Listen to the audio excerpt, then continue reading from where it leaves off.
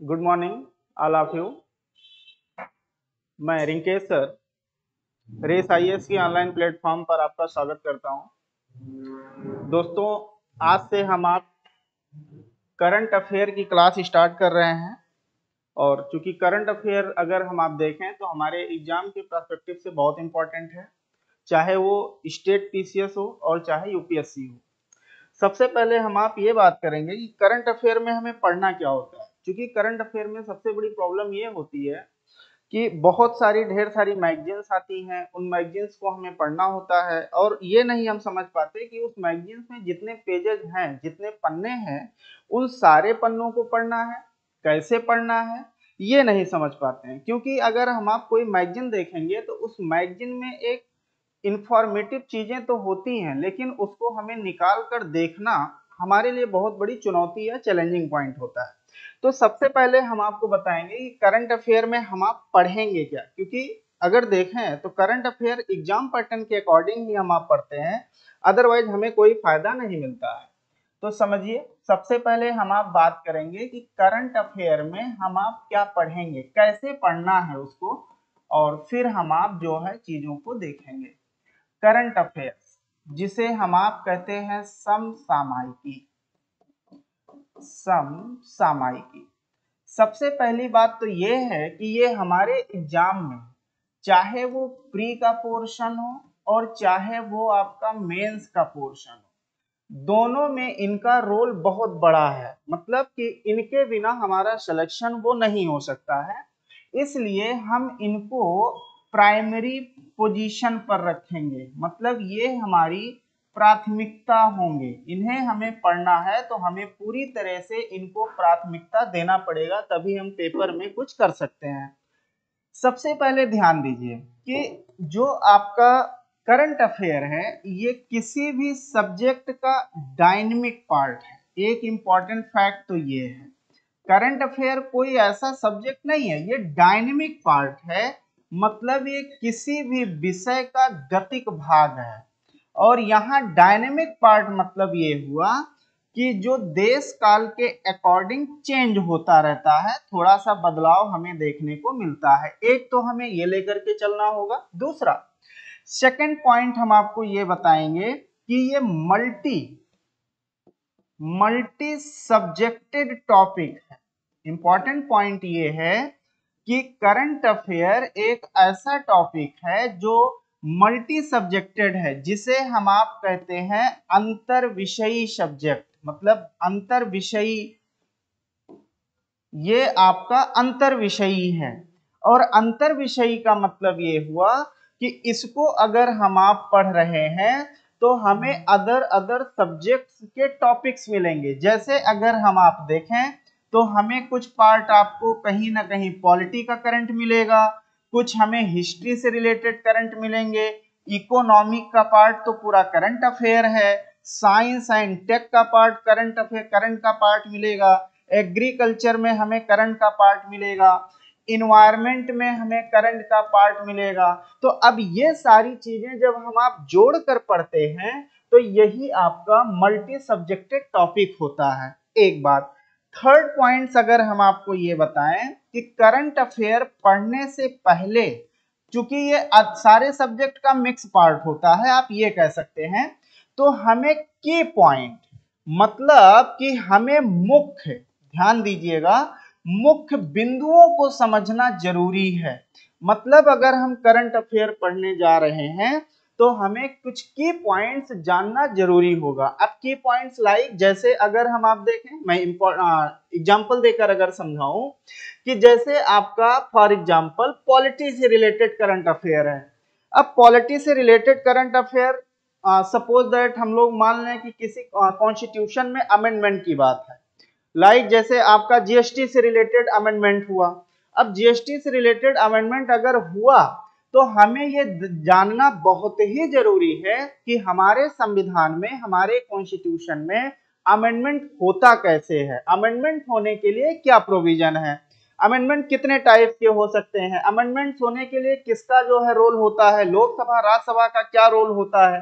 तो जब तक हम अमेंडमेंट नहीं पढ़ेंगे, संविधान में संशोधन के बारे में नहीं जानेंगे, तब तक हम जीएसटी या आपका ओबीसी से रिलेटेड जो कमीशन है उससे रिलेटेड या वुमेन रिजर्वेशन से रिलेटेड ये चीजें हम आप नहीं समझ पाएंगे। तो सबसे पहले अगर हमें पॉलिटी से रिलेटेड चीजें पढ़नी है तो हमें ये जानना जरूरी हो जाएगा। दूसरा एग्जाम्पल अगर हम आपको दें, जैसे आपका इकोनॉमी का पार्ट है। अब इकोनॉमी के पार्ट में जैसे एक करंट से रिलेटेड हम आपको चीजें हम बताएं, जैसे मान लिया रिसेंट में बोला गया कि मूडीज जो कि रेटिंग एजेंसी है, मूडीज ने बताया है कि भारत की जो जीडीपी ग्रोथ होगा वो जीडीपी ग्रोथ 2025 और 26 टू 25-26 में वो अप्रॉक्स 6.5% होगा, मतलब 6.5% की रेट से दर से भारत की जीडीपी ग्रोथ करेगी। अब यहाँ पर ये डाटा आप करंट अफेयर में जब आप पढ़ेंगे, मैगजीन जब आप पढ़ेंगे, तो आपको ये डाटा दिया होगा कि मूडीज ने ये बोला है कि भारत की जीडीपी ग्रोथ वो 2025 और 26 का जो फाइनेंशियल ईयर होगा, वित्तीय वर्ष होगा, उसमें 6.5% होगा। अब इतना डाटा उन्होंने लिख करके छोड़ दिया, लेकिन अब हमें यह समझने की जरूरत है कि जीडीपी, अब यही की पॉइंट हमें समझना होगा कि जीडीपी क्या होता है, जीडीपी क्या है। जीडीपी से रिलेटेड चीजें हमें देखनी होगी कि जीडीपी में जो है आपका रियल जीडीपी क्या है, नॉमिनल जीडीपी क्या है, ये सारी चीजें हम आप जो है वो आपका पढ़ेंगे। तो ये ध्यान में रखना है। अब की पॉइंट में क्या हुआ, हमें जीडीपी देख लेना है। इन्फ्लेशन से रिलेटेड अगर मान लिया क्वेश्चन आया, जैसे रिसेंट में क्वेश्चन आया कि अभी जल्द में ही फूड से रिलेटेड जो आपका होलसेल प्राइस है वो इंक्रीज कर गया थोड़ा, वो जो है इस जो है तिमाही या इस क्वार्टर में जो है बढ़ गया। अब हमें ये ध्यान में रखना है कि होलसेल प्राइस क्या होता है या आपका रिटेल प्राइस क्या होता, इकोनॉमी से रिलेटेड टर्मिनोलॉजी है। तो ये जब तक हम नहीं जान पाएंगे तब तक हम करंट अफेयर को एक वन लाइनर एक जो है इस तरीके से पढ़ेंगे जिसका कोई हमें रिजल्ट नहीं दिखेगा। तो अगला पॉइंट आपके लिए करंट अफेयर के लिए ये बहुत जरूरी है कि आप की पॉइंट्स के बारे में जानें। हर करंट अफेयर से पढ़ने से पहले हमें की पॉइंट देख लेना और समझ लेना जरूरी होता है। फोर्थ पॉइंट की अगर हम आप बात करें तो फोर्थ पॉइंट में हमें सबसे इंपॉर्टेंट पॉइंट ये है कि सब्जेक्ट का इंट्रा रिलेशन या इंटर रिलेशन जानना जरूरी है, मतलब कि विषय का अंतर संबंध क्या है। क्योंकि अब आप देखेंगे तो क्वेश्चन पेपर में एक दूसरे से रिलेटेड कनेक्टेड क्वेश्चंस आते हैं, मतलब पॉलिटी का कनेक्शन, पॉलिटी को कनेक्ट किया गया है आपका साइंस एंड टेक से, पॉलिटी को कनेक्ट किया गया है इकोनॉमी से। तो एक चीज तो हमें ये ध्यान में रखना है कि हमें इंट्रा रिलेशन समझ में आना चाहिए कि दो सब्जेक्ट एक दूसरे से किस तरीके से इंटरकनेक्ट हैं, किस तरीके से वो जुड़े हुए हैं। तो एक तो ये आपके करंट अफेयर में ये 4 पॉइंट्स हमें जो है जानना, समझना और इसको जो है माइंड में हमें रखना, उसका एनालिसिस करना, ये सारी चीजें हमें आपको जान करके चलना होगा। अब जरा ध्यान दीजिए, पेपर में जो क्वेश्चंस पूछे जा रहे हैं, सबसे पहले हम आप, क्योंकि अब आप देखेंगे कि जो क्वेश्चंस का नेचर है वो क्वेश्चन का नेचर थोड़ा वो बदल रहा है। जैसे इतनी चीजों को अगर हम आप ध्यान दें तो एक तो हमें कुछ क्वेश्चंस में डेटेड चीजों को ध्यान में रखना है, क्योंकि ये पेपर पैटर्न 2024 का आप यूपीपीसीएस देखेंगे काफी उन्होंने चेंज कर दिया। एक तो हमें डेटेड चीजों को, सारी चीजों में नहीं, कुछ चीजों की हमें कहीं ना कहीं जो है वो डेट याद रखनी है, नोट्स में मेंशन करके रखना है। दूसरा, उससे रिलेटेड पर्सनालिटी कौन है, मतलब अब पर्सनालिटी की जब हम बात करेंगे, मतलब हम व्यक्तित्व की जब बात करेंगे या व्यक्ति की बात करेंगे तो इसका मतलब ये है कि उसका उद्घाटन किसने किया, इंपॉर्टेंट ध्यान से सुनिएगा, इनॉग्रेशन किसने किया, उसका समापन किसने किया, है ना, समापन किसने किया, उसको लास्ट में किसने जो है उसको समापन करने की बात की। तो ये आपको इंडिविजुअलिटी पर या पर्सनालिटी पर भी ध्यान देना होगा, क्योंकि ये क्वेश्चन पेपर में खासकर स्टेटमेंट वाले क्वेश्चन में ये पूछ रहे हैं। दूसरा इंपॉर्टेंट फैक्ट ये होगा कि उसका कारण क्या है, मतलब कि अगर वो चीज है तो उसका रीजन क्या है, और रीजन मतलब कॉज। चलिए रीजन को अगर हम आप देखें तो हमें कॉजेज भी ध्यान में रखना है कि सरकार या कोई इंस्टीट्यूट अगर कोई पॉलिसी या कोई चीज वो लेकर आती है तो उसका कारण क्या है, वो उसको क्यों लाया गया है, एक तो हम आप ये ध्यान देंगे। तीसरा पॉइंट हम आपको या नेक्स्ट पॉइंट हम आप ये ध्यान देंगे कि उसका इम्पैक्ट या इफेक्ट क्या होगा, मतलब जो भी पॉलिसी या जो हम पढ़ रहे हैं उसका प्रभाव क्या होगा। इतने सेक्शन में हम आप डिवाइड करेंगे और एक फैक्चुअल चीज हम डेट के साथ यहीं पर बता देते हैं, प्लेस। क्योंकि पेपर में खासकर ये क्वेश्चन डायरेक्ट आपसे प्लेस तो नहीं पूछता है, लेकिन वो क्वेश्चन में अगर कंसेप्चुअल क्वेश्चन है तो उस कंसेप्चुअल क्वेश्चन में प्लेस को वो रख देते हैं। तो ये इतने पॉइंट्स में हमें ध्यान में रख करके चलना है। एक तो ऑलरेडी पहले से बता चुके हैं, हमें की पॉइंट ध्यान में रखना होगा। दूसरा हमने आपसे कहा कि क्वेश्चन का नेचर इतने पॉइंट्स पर होता है। नंबर एक, डेटेड एंड प्लेस। डेट और प्लेस थोड़ा अगर आप नोट्स बना रहे हैं, हम आप नोट्स बनाते हैं तो उसमें छोटा सा डेट हम मेंशन कर लें बार बार रिवीजन करने के लिए, और प्लेस स्थान को रख लें। दूसरा हमने कहा कि पर्सनालिटी को ध्यान में रखना है। पर्सनालिटी को ध्यान में रखने का मतलब यह है कि उसका इनॉर्गेशन किसने किया या उसका जो है एंडिंग या समापन किसने किया, वो व्यक्ति विशेष आपके लिए इंपॉर्टेंट हो जाता है। तीसरा पर्सन जो है रीजन क्या है, उसका कॉज क्या है, मतलब अगर ये चीज हमें देखने को मिल रही है तो उसका कारण क्या है। तीसरा हमने आपसे कहा कि उसका जो कुछ है उसका इफेक्ट क्या पड़ेगा, उसका प्रभाव क्या है, हमें और आपको ये ध्यान में रखना होगा। तो यहां पर ये इतने पॉइंट्स में हमें और आपको ध्यान में रखना होता है। अब दूसरा नेक्स्ट पॉइंट हम आप ये देखेंगे कि करंट में हमें और आपको पढ़ना, जैसे हमने आपको बताया पढ़ना क्या है, मतलब कि हमारी लर्निंग किस चीज की होनी चाहिए। करंट अफेयर अगर हम पढ़ रहे हैं तो लर्निंग हमारी किन किन चीजों की होनी चाहिए। पूरे करंट अफेयर को अगर हम आप देखें तो कुछ सेक्शन में हम आप बांट सकते हैं। एक तो हम आप ये पढ़ेंगे कि जो भी गवर्नमेंट की पॉलिसी है, सरकार की जो पॉलिसी है, सरकार ने अगर कोई भी इनिशिएटिव लिया है, ध्यान में रखना है, कोई भी इनिशिएटिव अगर सरकार ने लिया है मतलब कोई पहल किया है, ये हमें ध्यान में रखना है। तो सरकार की कोई भी पॉलिसी है या सरकार की कोई इनिशिएटिव है तो उसे हमें आपको समझना होगा।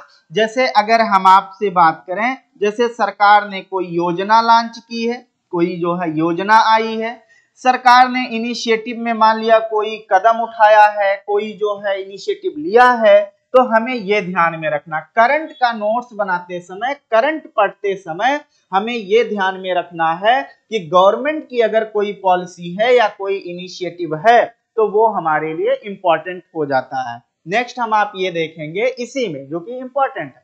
दूसरा पॉइंट ये है खासकर जुडिशरी को लेकर के, अगर न्यायालय जुडिशरी न्यायालय द्वारा कोई वर्डिक्ट दिया जाता है, मतलब कि अगर न्यायालय द्वारा कोई वर्डिक्ट या न्यायालय या कोर्ट द्वारा जुडिशरी द्वारा कोई वर्डिक्ट दिया जाता है, मतलब कोई तथ्य रखा जाता है और कोई डिसीजन दिया जाता है, तो ये भी हमें और आपको पढ़ करके रखना है। न्यायालय का दिया गया कोई निर्णय, न्यायालय के द्वारा कही गई कोई बात, ये हमारे लिए इंपॉर्टेंट हो जाता है, तो ये भी हम आप जो है वो पढ़ करके रखेंगे। नेक्स्ट पॉइंट अगर हम आप देखें तो खासकर डिफेंस से रिलेटेड, अगर कोई क्वेश्चन आपको कोई टॉपिक डिफेंस या रक्षा से रिलेटेड देखने को मिलता है तो ये हमारे आपके लिए इंपॉर्टेंट हो जाता है। अब ये चाहे राष्ट्रीय स्तर पर हो, देश के अंदर हो, और चाहे अंतरराष्ट्रीय स्तर पर हो, मतलब कि देश के बाहर अगर डिफेंस से रिलेटेड कोई भी इनिशिएटिव लिया जाता है तो ये हमारे और आपके लिए इंपॉर्टेंट हो जाता है, ध्यान में रखना है। नेक्स्ट अगर हम आप देखें इसी में जो है वो इंटरनेशनल इंपॉर्टेंट होगा। नेक्स्ट होगा इंटरनेशनल, इंटरनेशनल दो चीजें, एक तो कोई समिट होता है, इंपॉर्टेंट है। अब ये समिट अगर हम आप देखें कि ये समिट अगर आपका ध्यान दीजिए, अगर ये आपका समिट किसी भी इनिशिएटिव से रिलेटेड हो तो ये हमारे और आपके लिए इंपॉर्टेंट हो जाता है। तो इंटरनेशनली एक तो ये हो गया। अब ये समिट दो हो सकता है, वो पॉलिटिकल हो, पॉलिटिकल राजनैतिक हो। राजनैतिक मतलब हमारे देश के मान लिया कॉन्स्टिट्यूशनल पोस्ट पर बैठा हुआ व्यक्ति लाइक प्राइम मिनिस्टर, प्रेसिडेंट आदि, वो किसी दूसरे देश में जाते हैं, किसी दूसरे नेशन में जाते हैं, वहां पर उनके द्वारा कोई इनिशिएटिव, कोई करार, कोई कॉन्ट्रैक्ट, कोई पॉलिसी की बात की जाती है तो ये हमारे लिए इंपॉर्टेंट होगा। अगर वो आपका डिफेंस से रिलेटेड है तो ये आपके लिए इंपॉर्टेंट होगा, ध्यान में रखना है। तो इंटरनेशनली अगर कोई समिट होता है, कोई आपका जो है कह सकते हैं कोई जो है मतलब सम्मेलन होता है, कोई बैठक होती है, सेटिंग होती है, तो ये आपके लिए इंपॉर्टेंट हो जाता है। तो हमें आपको इस पर भी नजर रखना है, इंटरनेशनल। दूसरा अगर हम आप देखें तो अभी हमने बताया भी है कि रक्षा से रिलेटेड, डिफेंस से रिलेटेड अगर हम किसी देश के साथ क्या करते हैं, कोई कॉन्ट्रैक्ट करते हैं, मतलब कि कोई हमारा करार होता है, कोई करार होता है, कोई हम आप जो है वो एमयू करते हैं, दैट इज समझौता करते हैं, कोई मेमोरेंडम होता है, समझौता होता है, तो ये आपके लिए जो है इंपॉर्टेंट हो जाता है पेपर में पूछे गए क्वेश्चन के अकॉर्डिंग। तो ध्यान में रखना है, काफी इंपॉर्टेंट हो जाता है। दूसरा, अगर कहीं किसी देश के साथ एक्सरसाइज होता है, मतलब कि कोई अभ्यास होता है, इंपॉर्टेंट है क्योंकि यहां से क्वेश्चन जो है वो आपका पूछा जाता है। तो यहां पर हम आप ध्यान देंगे कि पॉलिटिकली अगर इंटरनेशनली कोई समिट है वो पॉलिटिकल है, डिफेंस से रिलेटेड है, ये इंपॉर्टेंट। नेक्स्ट हम आप देखेंगे तो अगर कोई समिट, कोई समझौता अगर वो इकोनॉमिक पर्पस से होता है, इकोनॉमिक अगर वो पर्पस से होता है तो ये भी हमारे लिए क्या हो जाता है, इंपॉर्टेंट होता है। इकोनॉमिक पर्पस अगर है तो ये भी पॉइंट्स हम लोग जो है वो ध्यान में रखेंगे। इंपॉर्टेंट पॉइंट्स हैं जो कि बहुत इंपॉर्टेंट हैं। अगला नेक्स्ट हम लोग इसी में देखेंगे जो हमें करंट में पढ़ना होगा, ध्यान में रखिएगा। उसके बाद हम आप जो पढ़ते हैं वो इंस्टीट्यूशन की बात करते हैं, ध्यान में रखना है इंस्टीट्यूशन। अब इंस्टीट्यूशन में दो चीजें हैं, एक तो इंस्टीट्यूशन का आपको की पॉइंट ध्यान में रखना होगा क्योंकि बिना की पॉइंट के आप उसको पढ़ नहीं सकते, और यहाँ की पॉइंट मतलब हुआ कि हमें उसको नोन फॉर्म में लाना है, दैट इज हमें उसको जानना पड़ेगा। जैसे फॉर एग्जांपल आईएमएफ है, वर्ल्ड बैंक है, एडीबी है मतलब एशियन डेवलपमेंट बैंक है, या ब्रिक्स बैंक है, या अदर जितने भी आपके जो है इंस्टीट्यूशन है खासकर वो आपके लिए इंपॉर्टेंट हो जाते हैं, तो उनका आपको की पॉइंट्स जो है वो जानना जरूरी होगा। नेक्स्ट पॉइंट ये होगा कि अगर कोई इनिशिएटिव होता है, कोई भी अगर पहल होती है, ध्यान में रखना है, कोई भी इनिशिएटिव अगर लिया जाता है इन इंस्टीट्यूशन के द्वारा तो वो इनिशिएटिव हमारे लिए जो है वो इंपॉर्टेंट हो जाता है। अब इनिशिएटिव में क्या होगा, इनिशिएटिव में आपका ये होगा कि एक तो रिपोर्ट, अगर कोई भी ग्लोबल या नेशनल कोई इंस्टीट्यूट है अगर वो कोई रिपोर्ट जारी करता है तो ये रिपोर्ट आपके लिए इंपॉर्टेंट हो जाती है, और इस रिपोर्ट में दो तीन चीजें जाननी होंगी। एक तो उसको उस रिपोर्ट को जारी करने वाला इंस्टीट्यूट कौन सा है, मतलब ऑर्गेनाइजेशन कौन सा है, ये इंपॉर्टेंट है। उसको जारी करने का गोल क्या है, ये इंपॉर्टेंट है। गोल मतलब ये हुआ कि उसका उद्देश्य क्या है, वो क्यों जारी किया गया। गोल के साथ साथ आपको इसमें जानना होगा कि उसका पैरामीटर क्या है, मतलब उसको अगर जारी किया गया है तो उसके पैरामीटर क्या है, किस पैरामीटर पर उसको बनाया गया है। नेक्स्ट आपके लिए इंपॉर्टेंट ये होगा कि रिसेंट जो आपका जारी किया गया रिपोर्ट, उससे रिलेटेड जो है वो डाटा क्या होगा, और डाटा के साथ साथ उसका इंपैक्ट या इफेक्ट क्या होगा। इतने पॉइंट्स में जब हम आप देखते हैं तो किसी भी इंस्टीट्यूट के द्वारा जारी किए गए जो आपके जो है रिपोर्ट्स होती हैं वो हमें समझना होता है। तो एक पॉइंट हमने कहा कि किसी भी इंस्टीट्यूट को अगर हम आप पढ़ रहे हैं, चाहे वर्ल्ड बैंक हो, चाहे आपका IMF हो, चाहे ADB हो, इन सबको अगर हम आप पढ़ रहे हैं तो सबसे पहले आपके लिए इंपॉर्टेंट है कि आप उसका की पॉइंट समझ लें। और की पॉइंट में हम आप यही पढ़ते हैं कि उसको इस्टेब्लिश कब किया गया, इस्टेब्लिश करते समय उससे रीजन क्या था, उसको इस्टेब्लिश क्यों किया गया, इस्टेब्लिश कब किया गया, और उसका गोल क्या था, अगर इस्टेब्लिश किया गया है तो क्यों किया गया है। तीसरा पॉइंट हमने कहा कि अगर वो कोई इनिशिएटिव लेता है, इनिशिएटिव का मतलब ये हुआ कोई रिपोर्ट आदि जारी करता है, तो उसमें इतने पॉइंट्स हम लोग पढ़ेंगे कि रिपोर्ट कौन जारी किया, उसका गोल क्या था, और उसमें अगर हम आप देखें तो उसका पर्पज क्या था, उसके बाद डाटा क्या था, उसका इफेक्ट और इम्पैक्ट क्या देखने को मिलेगा। तो किसी भी इंस्टीट्यूट को जब आप करंट अफेयर में पढ़ेंगे, चाहे वो नेशनल हो चाहे वो इंटरनेशनल हो, तो हमें इतनी चीजों को जो है वो ध्यान में रखना होगा। नेक्स्ट पॉइंट अगर हम आप देखें, इसी में जो करंट अफेयर का टॉपिक होता है, जो कि मेजर पोर्शन होता है, हर एग्जाम में पूछा जाता है, वो है आपका इकोनॉमिक इवेंट्स, जिसे हम आप कहते हैं आर्थिक घटनाएं। आर्थिक घटनाएं। अब इस आर्थिक घटनाओं में एक पोर्शन तो हम आप ये इसको दो पार्ट में हम आप डिवाइड करेंगे। एक तो नेशनल लेवल पर होता है, जिसे हम आप राष्ट्रीय स्तर पर बोलते हैं, राष्ट्रीय स्तर पर, और दूसरा सेक्शन इसी का होता है जो कि आपका इंटरनेशनल लेवल पर होता है। इंटरनेशनल मतलब अंतरराष्ट्रीय। राष्ट्रीय लेवल पर जब हम आप देखेंगे तो इसमें दो पॉइंट होगा। एक तो डायरेक्ट आप गवर्नमेंट से रिलेटेड कोई भी अगर इकोनॉमिक इवेंट्स हैं वो हम आप देखेंगे। दूसरा कोई ऑटोनॉमस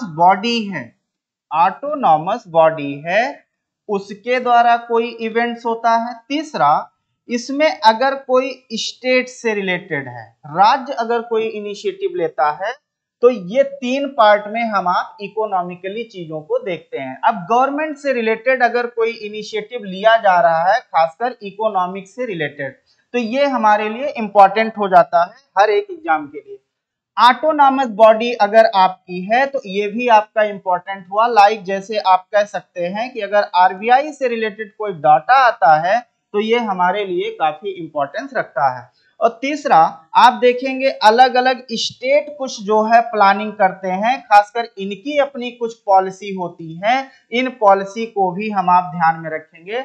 बस ध्यान में दो तीन चीजों को हमें रखना है कि किसने उसको किया है, ये ध्यान में रखना है, उसका रीजन क्या है ये आपको ध्यान में रखना है, आखिर जो स्टेप या इनिशिएटिव लिया गया तो क्यों लिया गया, और दूसरा लास्ट पॉइंट है कि अगर वो इनिशिएटिव लिया गया तो उस इनिशिएटिव का प्रभाव क्या होगा, आखिर उसका क्या इफेक्ट पड़ेगा आने वाले समय में। इतने पॉइंट्स में हम आप जो है वो नेशनल लेवल पर पार्ट देखेंगे। इंटरनेशनल जब आप आते हैं तो फिर से हम आपको इकोनॉमिकली पार्ट में ये दिखाएंगे कि एक तो हमें इकोनॉमिक से रिलेटेड, मतलब कि जितने भी आपके इंस्टीट्यूशन हैं या ऑर्गेनाइजेशन हैं, इनको हमें जरूर ध्यान में रखना है। दो पार्ट में ऑर्गेनाइजेशन को ध्यान में रखना है। एक तो उस पार्ट का स्टैटिक पार्ट, मतलब कि उसके बारे में जानना, और दूसरा उनके द्वारा जो इनिशिएटिव लिए गए हैं, जो पहल की गई है, उनको हमें ध्यान में रखना होगा। तो एक स्टैटिक पार्ट होगा। स्टैटिक पार्ट में हमने अभी आपको बताया भी कि उस संस्था के बारे में हमें जानना होगा कि वो कब बना, क्यों बना, कौन बनाया, ये हमें और आपको ध्यान में रखना होगा। तो ये पार्ट हो गया, तो ये हमें और आपको ध्यान में रखना है। दूसरा, अगर कोई भी कॉन्ट्रैक्ट होता है, मतलब कोई भी संधि या करार होता है, और संधि या करार दो रूप में होगा। एक तो डायरेक्ट किसी देश के साथ होगा, दैट इज नेशन के साथ होगा। नेशन के साथ होगा मतलब किसी देश के साथ हम कॉन्ट्रैक्ट करेंगे इकोनॉमी से रिलेटेड। और दूसरा जो इसमें होगा, अगर हम आप देखें तो हम किसी भी ऑर्गेनाइजेशन के साथ करेंगे, जैसे अभी हमने यहां पर बताया। जैसे हमने कॉन्ट्रैक्ट किया WB से, मतलब वर्ल्ड बैंक से किया, वर्ल्ड बैंक हमें मदद करेगा। जैसे हमने ADB से किया, जैसे हमने जो है IMF से किया। तो ये चीजें हमें और आपको ध्यान में रखना होगा। नेक्स्ट पॉइंट करंट अफेयर में अगर हम आप देखें, जो कि जिसे हम आप कहते हैं ट्रीटी, मतलब कि जिसे हम आप कहते हैं संधियां। और संधियां बेसिकली दो ही रीजन से या इसके तीन ही कारण होते हैं। एक तो कारण होता है डिफेंस, रक्षा, कोई भी संधि समझौता वो रक्षा के कारण होती है। दूसरा इकोनॉमिक एक्टिविटी, ध्यान में रखना है, इकोनॉमिक एक्टिविटी इसके कारण होता है। और तीसरा, अब एक नया पर्सपेक्टिव निकल के आ रहा है, social and cultural, social and cultural initiative, ये आपका होता है। ये 3 पॉइंट्स पर हम आप देखेंगे। तो डिफेंस से रिलेटेड कोई संधि, कोई समझौता होता है, चाहे किसी देश, किसी ऑर्गेनाइजेशन के साथ। इकोनॉमिक से रिलेटेड, इकोनॉमिकली अगर कोई एक्टिविटी होता है तो ये इंपॉर्टेंट है। और नेक्स्ट है आपका अगर सोशल और कल्चरल, मतलब कि सामाजिक और सांस्कृतिक, सामाजिक एवं सांस्कृतिक अगर कोई पहल होता है किसी देश के साथ हमारा, तो ये भी हमारे लिए इंपॉर्टेंट हो जाता है। तो नेक्स्ट पॉइंट आगे हम देखेंगे, इसी में जो है वो होगा आपका इन्वायरमेंट एंड इकोलॉजी, जो कि काफी इंपॉर्टेंट है। ये हर एक स्टेज पे पूछा जाता है, इन्वायरमेंट एंड इकोलॉजी। अगर हम इन्वायरमेंट और इकोलॉजी की बात करें, इन्वायरमेंट और इकोलॉजी में जो क्वेश्चंस आपके बन रहे हैं वो करंट से रिलेटेड भी हैं और वो आपके जो है स्टैटिक पार्ट से भी हैं। अब इसमें सबसे इंपॉर्टेंट पॉइंट्स ये है कि फिर वही है आपको कि की पॉइंट आपको जानना जरूरी होगा। इन्वायरमेंट में की पॉइंट हमें जानना जरूरी होगा कि जैसे अगर हम आप इन्वायरमेंट की बात करें तो हमें हैबिटाट जब तक हम नहीं जानेंगे तब तक हम आप वाइल्ड लाइफ सेंचुरी नहीं पढ़ पाएंगे, तब तक हम आप टाइगर रिजर्व नहीं पढ़ पाएंगे, जब तक हम सक्सेशन नहीं पढ़ेंगे, जब तक हम अनुक्रमण नहीं पढ़ेंगे, तब तक हमें यह नहीं समझ में आएगा कि किसी क्षेत्र में पाए जाने वाले जो फ्लोरा या फौना होते हैं, फ्लोरा दैट इज जिसे हम आप कहते हैं पेड़ पौधे, प्लांटी जिसे कहा जाता है, और आपका फौना एनिमिलिया या एनिमल वाला पार्ट होता है। तो कोई कहीं पर कोई जीव क्यों रहता है, उसके लिए क्या फेवरेबल कंडीशन है, अगर वो हमें पढ़ना है तो की पॉइंट के रूप में हमें सबसे पहले हैबिटाट को पढ़ना पड़ेगा। तो ये हमारे लिए इंपॉर्टेंट हो जाएगा।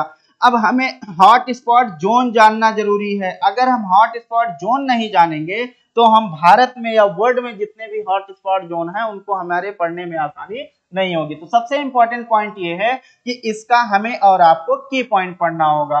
दूसरा, इन्वायरमेंट में रिलेटेड ही हमें स्टैटिक पार्ट जानना होगा।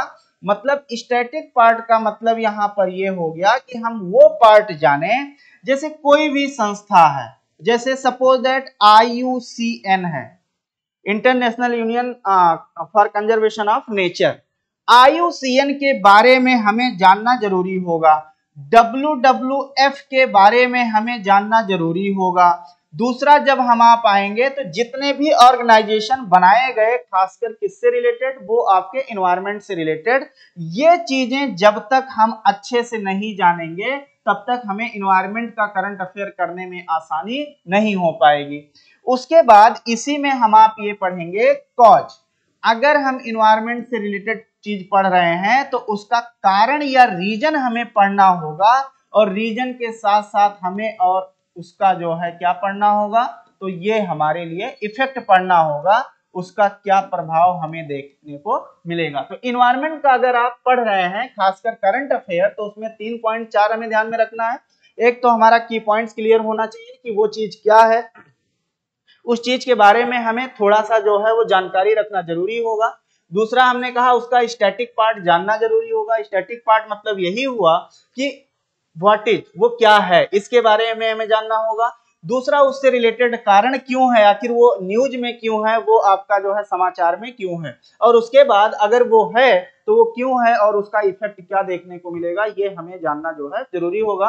तो इन्वायरमेंट के पार्ट को हम 4 सेक्शन में डिवाइड करके पढ़ते हैं। लास्ट अगर हम आप देखें तो वो टॉपिक आपका होता है जिसमें हम बेसिकली कुछ पर्सनालिटी की बात करते हैं, कुछ पर्सनालिटी की बात करते हैं और कुछ प्लेस की बात करते हैं। कभी कभी क्वेश्चन आप देखेंगे, क्वेश्चन ऐसे लिखा होता है, समाचार पत्रों में इनकी बात हुई थी। तो एक तो हमें इंपॉर्टेंट पर्सनालिटी को ध्यान में रखना है। इंपॉर्टेंट पर्सनालिटी में कौन, कोई भी अगर सोशल बैकग्राउंड से है, सोशल मतलब उसका सोशल एंड कल्चरल, इकोनॉमिक अगर बैकग्राउंड है, उसने कोई अच्छा काम किया है, तो ये व्यक्ति हमारे लिए इंपॉर्टेंट हो जाएगा। दूसरा, अगर कोई लीडर है, मतलब कोई ऐसा लीडर है जिसने कोई इनिशिएटिव लिया हुआ है और वो चर्चा में है, मतलब कि वो न्यूज में है, तो वो पर्सनालिटी भी हमारे लिए इंपॉर्टेंट हो जाएगा। तीसरा, अगर कोई भी एजुकेशन से रिलेटेड अगर कोई पर्सनालिटी है तो वो भी हमारे लिए इंपॉर्टेंट हो जाएगा। कोई अगर साइंस से रिलेटेड पर्सनालिटी है, साइंस एंड टेक से रिलेटेड पर्सनालिटी है, तो वो भी हमारे लिए इंपॉर्टेंट हो जाएगा। तो ये पर्सनालिटीज में हमें ध्यान में रखना होगा। प्लेस आपका अगर देखा जाए तो दो चीजें होंगी, एक तो हिस्टोरिक प्लेस है, अगर ये इंपॉर्टेंट ध्यान में रखना है। अगर वहां पर कोई इवेंट्स हो गया है, कोई घटना हो गई है, तो हमें ये ध्यान में रखना है। ये प्लेसेस होंगी जिनको हमें और आपको पढ़ करके रखना होगा। तो करंट अफेयर को आप एक केवल और केवल मैगजीन की चीजें नहीं समझकर पढ़ते हैं। करंट अफेयर एक मल्टी सेक्टोरल सब्जेक्ट है, या मल्टी पर्पज या मल्टी सब्जेक्टेड टॉपिक्स हैं, जिसमें हमें सारे सब्जेक्ट के बारे में बेसिक नॉलेज होना जरूरी होता है, बेसिक की पॉइंट्स जानना जरूरी होता है, तभी हम आप करंट अफेयर समझ सकते हैं। तो अभी हमने आपको काफी चीजें बताई है कि हम आप करंट अफेयर में क्या क्या और कैसे पढ़ेंगे। तो करंट अफेयर की पूरी चीजें हमने आपको बता दी है कि किसके अकॉर्डिंग जब हम आप पढ़ेंगे। अदरवाइज क्वेश्चंस ऐसे आते हैं कि लगता हमने पढ़ा तो था, लेकिन जो क्वेश्चन में लिख के आया हुआ है वो बार बार हमारे माइंड पे क्लिक करता है, पढ़ा था लेकिन क्लियर नहीं हो पाया है। तो इतनी चीजों को हम आप लेकर के पूरा कंप्लीटली जो है करंट अफेयर का जो है वो कवर किया जाएगा। इसी के साथ आज की क्लास हम लोग इतना है, क्योंकि आज मुझे इंट्रोडक्टरी चीजें देनी थी कि हम आप करंट में कैसे कैसे पढ़ते हैं। अदरवाइज हम आप एक बुक ले लेते हैं, एक मैगजीन ले लेते हैं, और मैगजीन के पेज नंबर 1 से लेकर के और पेज नंबर लास्ट तक हम पढ़ते ही रहते हैं, और हमारे समझ में नहीं आता कि हमें क्वेश्चन करने क्या है और कैसे करने हैं। चलिए, बहुत बहुत थैंक यू, धन्यवाद। हम लोग मिलते हैं, जय हिंद। मिलते हैं हम लोग कल, और करंट में एक एक क्वेश्चन, एक एक टॉपिक कल से हम लोग कम से कम जो है पर डे 8-8 10-10 टॉपिक जो है वो कंप्लीट करेंगे। एग्जाम ओरिएंटेड होगा, सारे क्वेश्चन आपके पेपर में देखने को मिलेंगे। ओके, थैंक यू, धन्यवाद।